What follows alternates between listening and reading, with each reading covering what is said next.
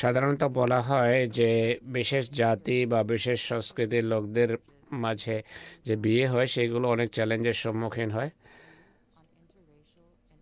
এই সম্পর্কে জামাতের দৃষ্টিভঙ্গি কি?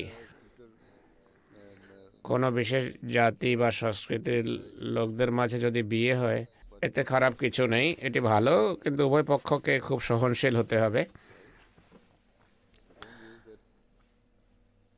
মহানবী সাল্লাল্লাহু আলাইহি ওয়াসাল্লাম বলেছেন যে তুমি জীবনসাথী সন্ধানের জন্য যদি বের হও, এমন সাথী সন্ধান করো যে আধ্যাত্মিকভাবে উন্নত মানের, যার ভালো ধর্মীয় জ্ঞান আছে, সে যেন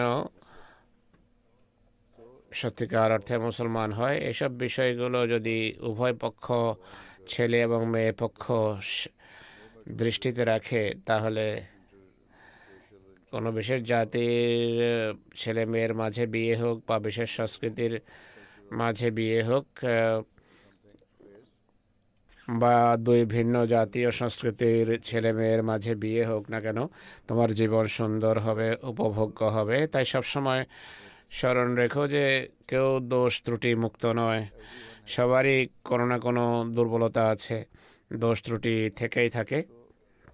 তুমি যদি সহনশীল হও, তুমি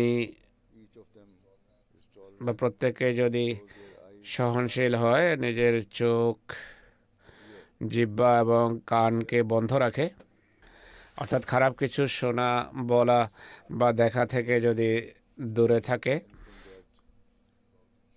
পরস্পরের বিরুদ্ধে বা পরস্পর সম্পর্কে বা পরস্পরকে কিছু খারাপ কিছু বলা থেকে যদি দূরে থাকে, তাহলে জীবন সুন্দর হয়ে যাবে।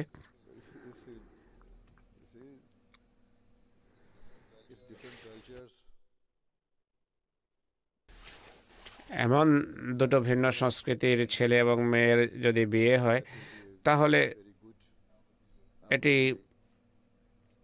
ভালো আহমদি পরিবেশ হবে, আর এটি আমাদের সৃষ্টি করার চেষ্টা করা উচিত। এটি আমি বিশ্বাস করি, আর ইসলামও এটি বলে।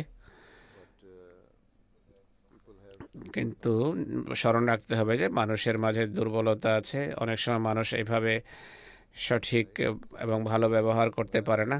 আমরা যখনই সাথী সঙ্গী সন্ধান করি, আমরা এটি দেখি যে সে পড়ালেখা আছে কিনা, বা মেয়েটার ভালো পড়ালেখা করা কিনা, ছেলেটার ভালো পড়ালেখা আছে কিনা, তারা ভালো আয় উপার্জন করে কিনা, পর্যাপ্ত আয় উপার্জন আছে কিনা, ভালো চাকরি করে কিনা, এই বিষয়গুলো দেখার পরিবর্তে এটি দেখা উচিত যে লোকটির ভালো ধর্মীয় পটভূমি আছে কিনা বা ধর্মীয় শিক্ষার উপর আমল করে কিনা।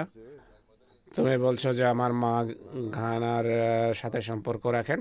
তিনি বলেন যে ইসলামাবাদের মসজিদ মুবারক টুমালের একটি কুঁড়ে ঘরের কথা স্মরণ করায়। হুজুর বলছেন যে এটি কেন বলছো, মসজিদের শেপটির কারণে? সে উত্তর দিল যে জি। হুজুর বলেন যে না, ধারণা ঠিক নয়।